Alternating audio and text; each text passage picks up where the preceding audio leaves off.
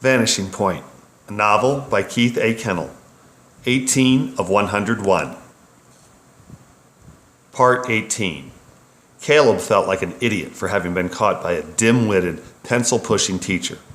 For 3 days, his careful planning had allowed him to go unseen as each morning he'd hike the mile from his van on the far side of Florida State Road 54 to the wooded acre positioned at the eastern end of Cold Springs Parkway. His destination was a small stand of woods that abutted the northeast corner of St. Peter's Church, and he'd brave the snakes and gators that lived in the wooded swamp to ensure that his arrival at the secluded vantage point would go undetected. In anticipation of the long hours he'd spend observing the schoolyard on the southeast side of Interlochen Road, he'd brought binoculars, a sack lunch, a gallon of water, a Pedersen bird-watching guide, and enough bug spray to allow a man to lie naked in a cloud of mosquitoes without fear of being bit. He'd also intentionally left all but one cigarette back in the van. The need to go undetected was paramount, and he knew from experience that wafting tobacco fumes had the potential to be a literal smoke signal that could alert people to his presence.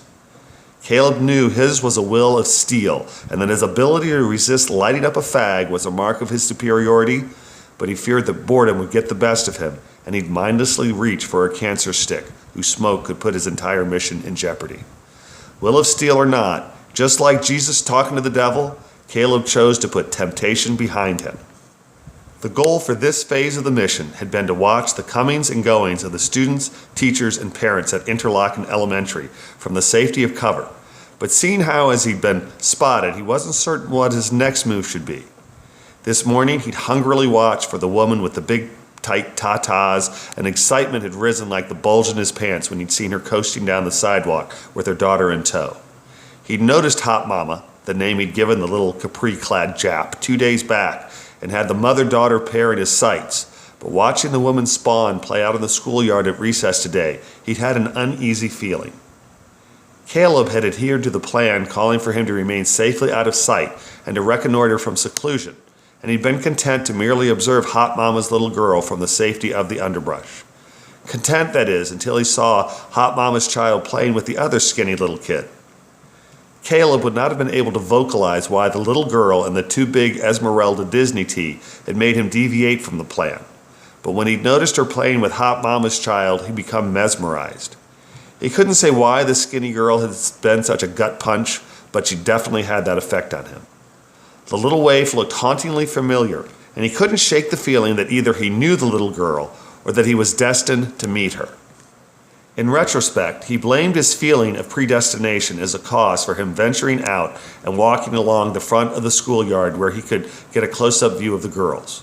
His on-the-spot decision to emerge from hiding and stroll nonchalantly past the playground so as to get a closer look at the mystery child had been as irresistible as his compulsion to discipline harlots like Hot Mama. And despite knowing the risk of unplanned actions, he'd approached Interlochen Elementary and the two children.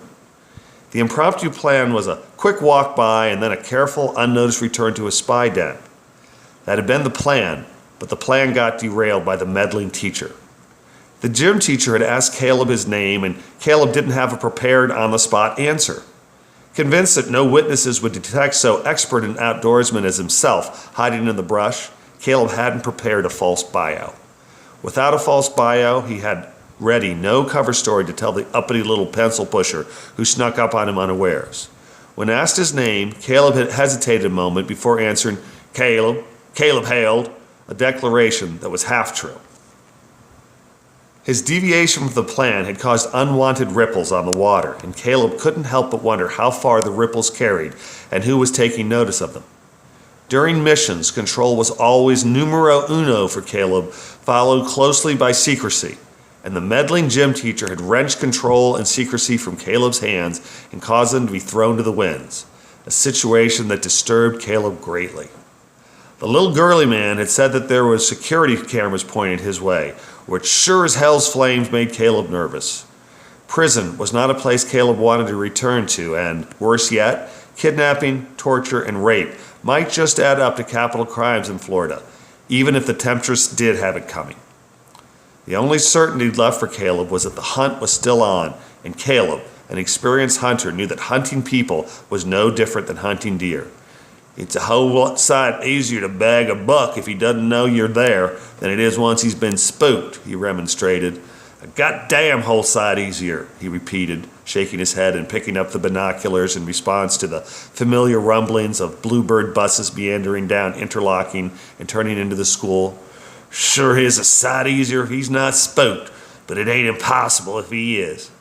Guess I'm just going to have to play this safari by ear, he said, pushing aside a branch to get an unobstructed view of Interlochen Elementary.